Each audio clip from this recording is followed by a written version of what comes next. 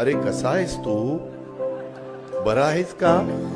काही अडचण आहे का? मला येऊन भेट. पवार साहेब, अरे थांब रे बाबा, दादा पादा थांब. त्याच्यामध्ये अगबत नाही. आता मी विचारतो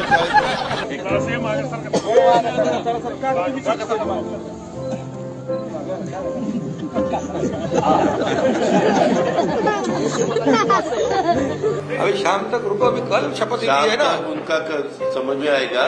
मैं तो लेने वाला हूं.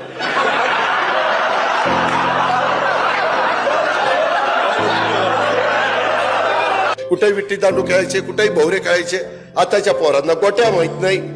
गोट्या माहिती असतील, दुसऱ्या असतील माहिती, परंतु खेळायचे दिवसा ज्यांच्या बरोबर असाल, रात्री पण त्यांच्याच बरोबर.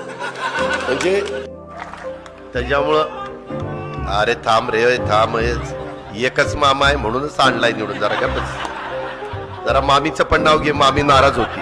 इतके चांगले व्यक्तिमत्व आहेत, मग त्यांना कधी राष्ट्रवादीत बोलावं असं नाही वाटलं तुम्हाला?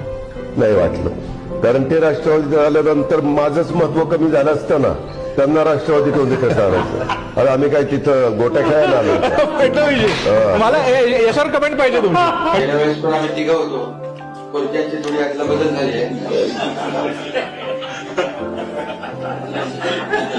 मनात तर काही जात नाही ते.